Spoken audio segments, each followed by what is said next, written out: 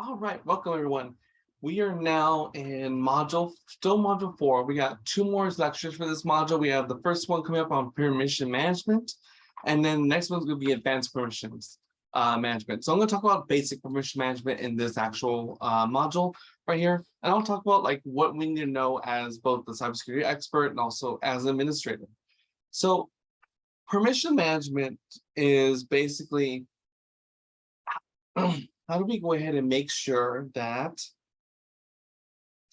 you can access what you need to access, delete or modify what you need to modify, and you don't have access to things you don't need access to. So let's go ahead and look at that.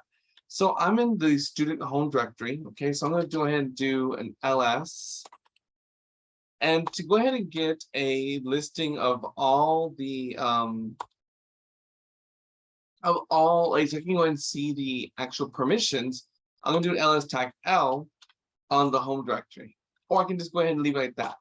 Okay, so here's all my directories and files that are in the home directory. So the way we're going to read this is we're going to read this a couple different ways. So I'm going to copy this away. I'm going to bring it over here. I want to go into detail of how to interpret this. All right, well, I guess it's not going to copy. Okay, that's fine. So let's do this. Let's make it easy. All right, I need here. Here you go. All right.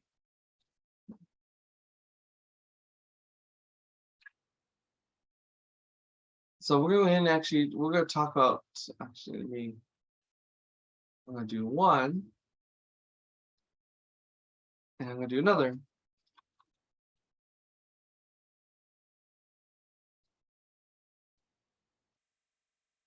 Because they're different.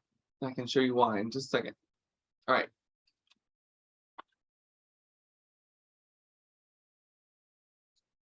All right, cool. So let's talk about these. So permissions, okay? We need to understand how to look at permissions. The best way to look at permissions is using the ls tag L, which is going to give me what's called the long list, okay? And it's going to give me more information than a regular ls does. Remember, ls just gives you the files and directories that are in there. ls tag L gives us a longer list of information, okay? So the way this is going to work, we're going to read this in 2 different ways. So this is how we interpret these actual file information. So notice here, notice that in the very, very front, there is a device or a dash, right? In this actual file. I'm just going to go ahead. So in this file, it's a dash, right? That dash actually represents, if it's a D, okay, if it's a D, this is directory. Okay, if it's this, then that means that it is a file, okay? I know it sounds weird, but if it's a directory, it's going to be this, okay? So notice I have a directory here, and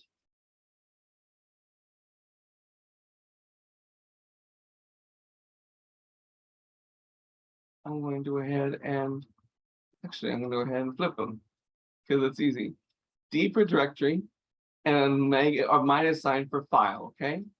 So the next thing we have to look at, okay, cool. So I know that this is a directory, and this is the file.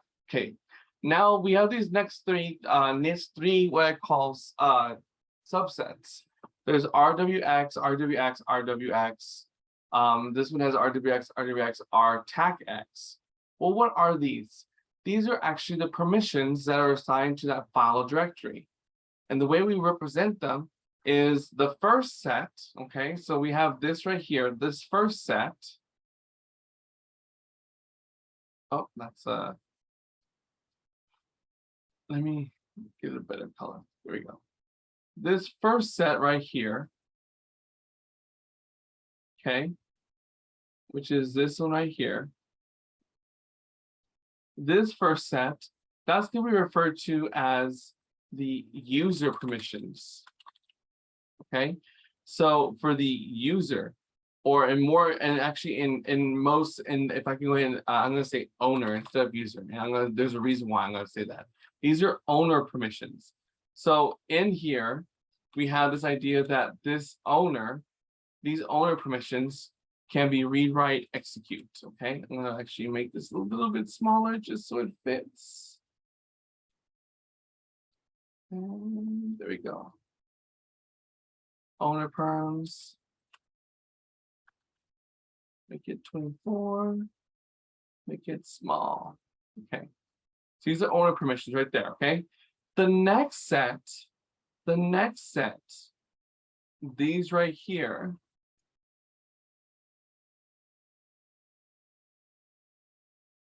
And notice I'm using different colors to that way you can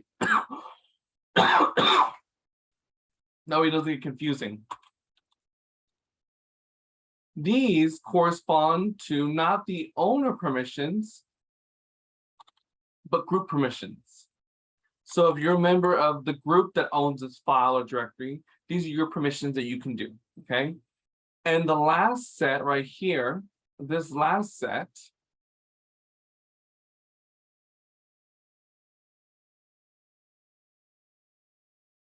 this is what I like to call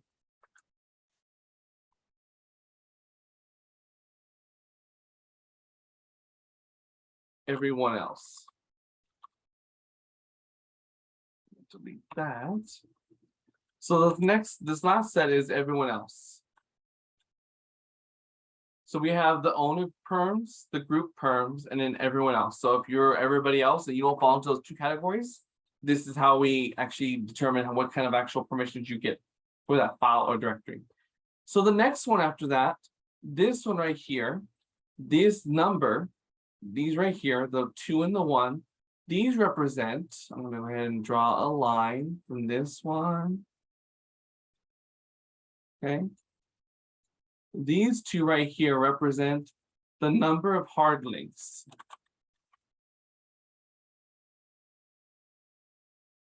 And I know this doesn't make sense right now with number of hard links, but it will, we're going to talk about hard links a little bit later. Okay.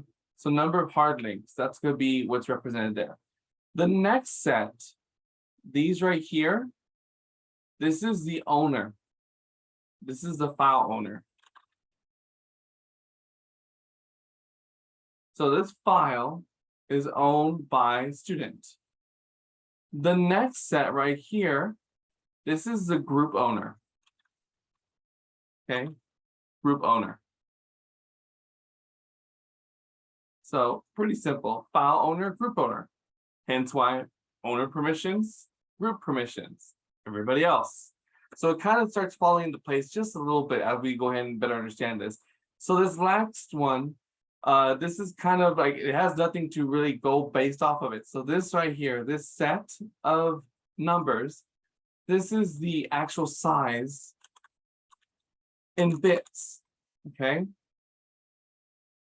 So this actually is the file size in bits. Now, okay, so that's the file size in bits. This corresponds, this is very self-explanatory. This is the date, okay? The date. And then also, this is going to be the name of the directory or file. So pretty self-explanatory. So now we got a better understanding of how this works. So why is this actually important? Well, we need to know, we can actually adjust these actual permissions for both directories and files. So when we talk about this, well, what is it we need? So for files specifically, versus directories, okay, let's say we have files. I'm going to go ahead and versus, because so let's see how this stacks up. How do we go ahead and actually compare these two and make sure that they actually are we're giving them the correct actual permissions? Well, the first thing you look at is files. So files for read, if you have read permissions for files, okay, you can view or copy the file content. Okay, you can either view it or copy it. Okay, that's what you do with read on files. If you have write permissions, you can modify the content. That's really important because modifying is something that you need to be able to do if you need to go ahead and run something too. The next one's going to be X, which is going to constitute execute permissions. So this is you can execute or run the file. I'm going to say run /run the file like a program. And this is going to be really important in module 7. Okay, I'm going to go ahead and touch on this just a little bit, but I'll touch more about it in module 7. When you create a shell script, which is what we're going to learn in module 7, is how to script. You need to understand that technically, in all actuality, you need to be able to, you can't just create the script, you also have to give yourself the permission to run it as an actual program.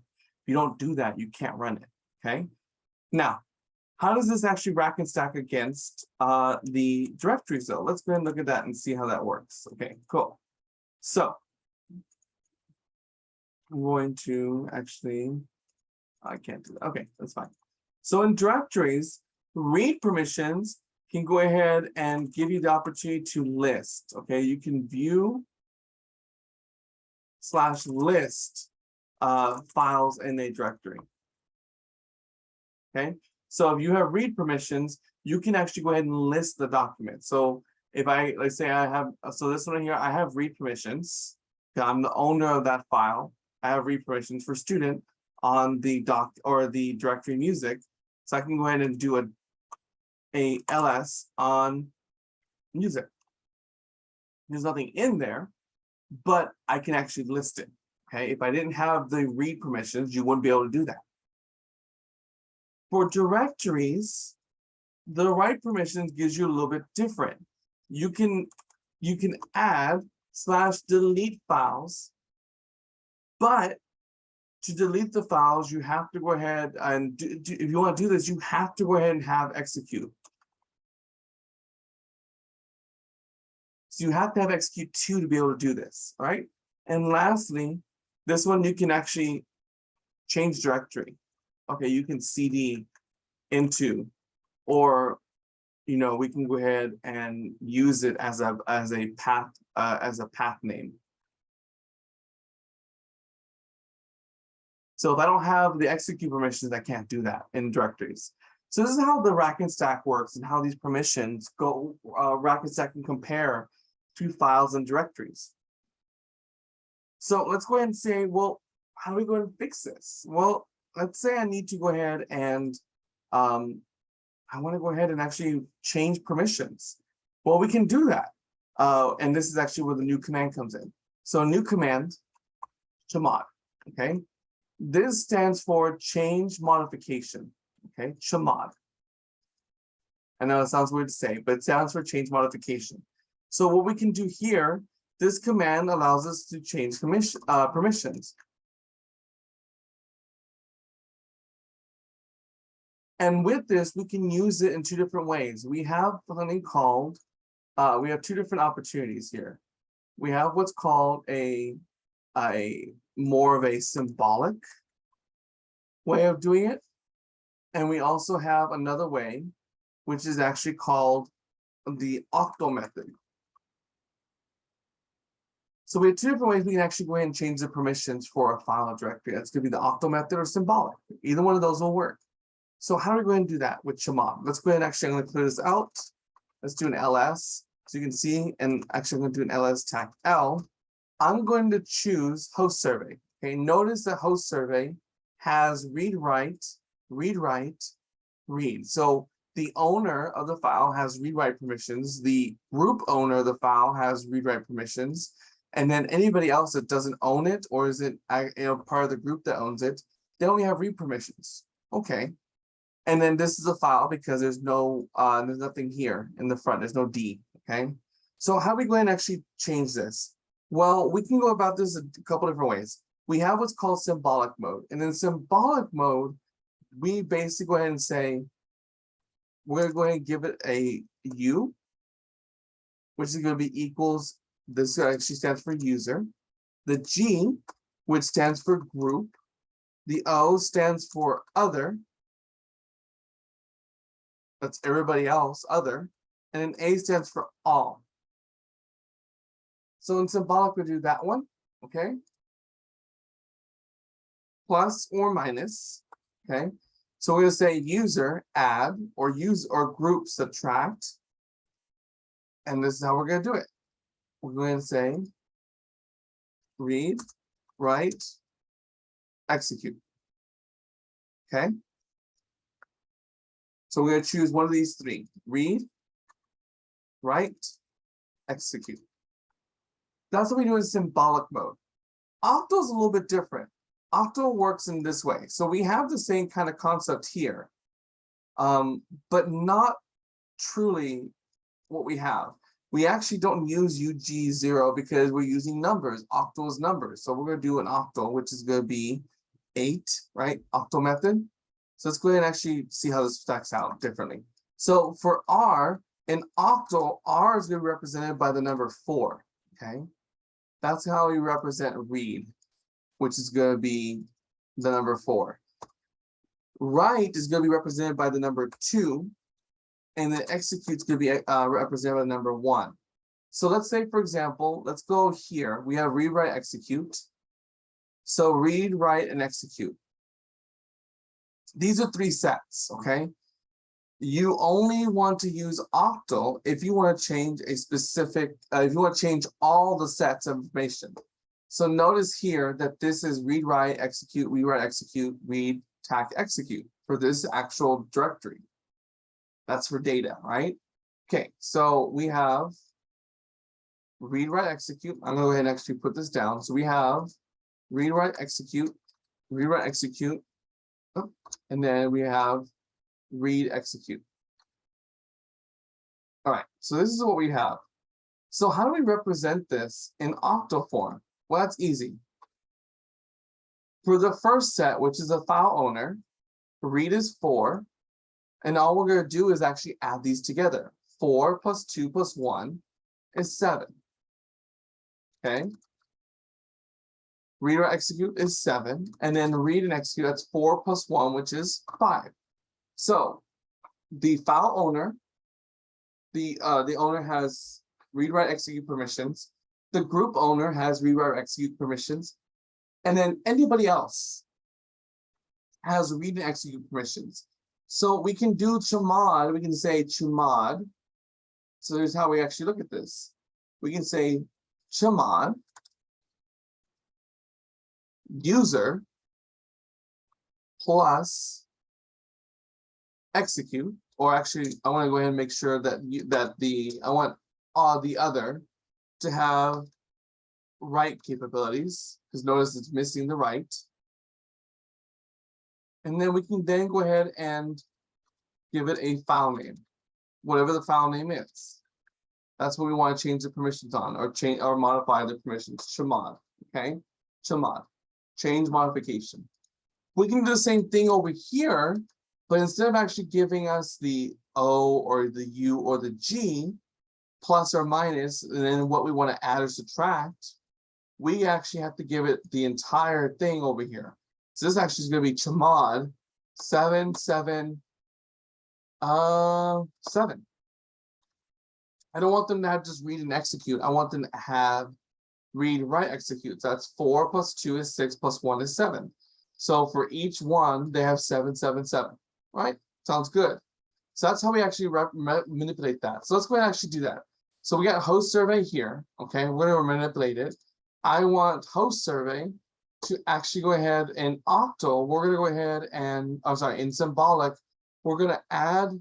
So we're going to add for the user, I want to add execute permissions, right? So let's do that for host survey. So we do chmod u plus x, and then it's going to be host survey. Now, if I do an ls-tac-l, oh, there you go. Notice that the x is gone, but previously the x was gone previously, but now the x is there because we said, hey, go ahead and add execute on the user setting. So I can subtract that too. I can reverse it and say, you know what? I don't want them to have that opportunity. I want to go ahead and remove it. I messed up. So I can do an ls again, tac L, and notice that host survey now goes back to the user having just no execute, just read and write. So we can do this for both groups and the other category, or we can say, you know what, I want everyone to have this specific type of actual criteria when it comes to accessing permission access to these files and directories. Not a big issue. Let's talk about this way. This way, like I said, is a little bit different. We're going to do chmod 777. So let's go and actually do that. We're going to actually go ahead and we're going to change host survey to 777. We want to give it read, write, and execute. So notice it says right here, read, write, and then read. So now let's go ahead and do that. We're going to do chmod 777, and then we're going to do host survey. So let's do an ls tac L now. And notice that host survey now has read, write, execute for all of these different permissions, all of them for all those groups, okay? So, but then how does this actually go about things? So if I do a touch, right? If I touch and I go ahead and call it test item or test1, I'm going to create a file called test1. I'm going to look for it. There's test1. Notice it created read, write, read. This one was read, write, read. This one is read, write, read. Okay.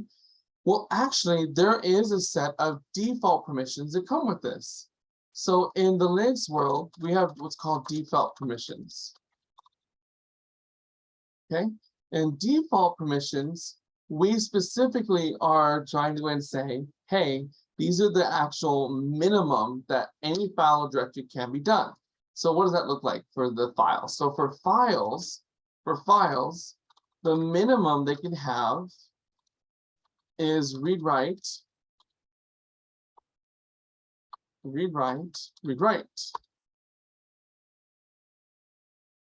By default, a file will never have execute permissions. And now this is kind of important. And you think to yourself, why would a file never have execute permissions? Well, how do you go ahead and distribute viruses and malware? They're distributed with files that have execute permissions. It's a way to lock things down because they know that it's going to go ahead, people go ahead and start sending stuff maliciously. So how does this look for directories though? Well, for directories, it's a little bit different. Directories, the minimum that they can have is going to go ahead and be the following. So we have read, write, and execute. We have read, write, execute, and read, write, execute. Let's see what that works. I'm going to make dir test. Now let's do ls tac L. So notice I created a directory called test. So this is the max it can have, but you can actually alter it. So this one says directories, this directory has read, write, execute, and read, tac, execute. Okay, so that's going to be default permissions there too. So this is how we can actually talk about that. Now, what if you want to go ahead, let's say, for example, you're moving out of a division. Let's say you got promoted from being in IT to being like in management. Well, all the files that you had are owned by you and they're tied to a specific group, which is you probably. So how do you fix that? Well, I want this to be a little bit different. So I can actually go ahead and change those permissions. So we're going to do change permissions, change owner, and group. So how do we change the owner and how we change the group? Well, it's actually not that difficult. We do what's called chown. So we'll change owner, okay? And we can kind of see, let's do chown, tac help. So in chown, tac help, I'm gonna go to the very top. So it says chown, give the options, reference the file, okay? So this is who it's going to now. And then this is what the file name is, okay? So let's actually go ahead and do that. Let's go ahead and I want to change, ls tac L, I'm going to change the host survey from not being owned by student, but being owned by root, okay? So I'm going to do chown, host survey.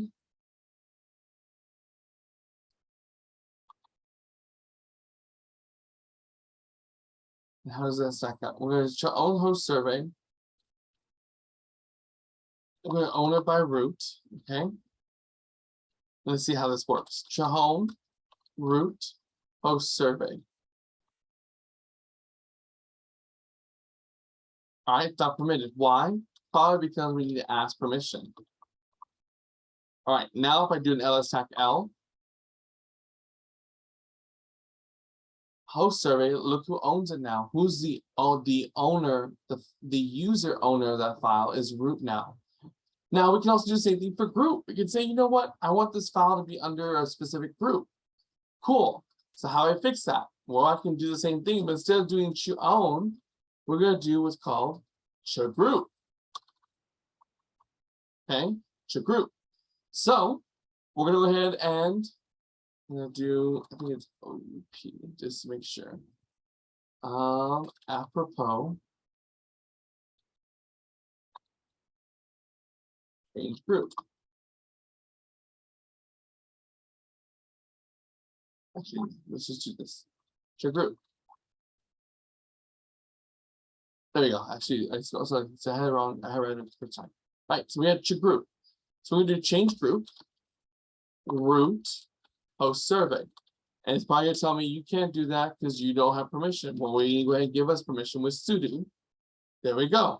Now, if I do an ls-tac-l, notice that I have root being the user that owns the file, and then it's owned by the group student. So let's do an ls-tac-l and see how that changed. Now it's owned by both root, the user, and root, the group. Okay. And this is how we actually go ahead and deal with permission management. Now, this is very basic. In the next module, I'm going to talk about how we can do some more advanced stuff of how to go ahead and make it to where you can't you can't delete files, or it's going to be run at a specific level. So we'll talk about that. That's it for this module right here. If you have any questions, please go ahead and feel free to email me. With that said, see you on the next video.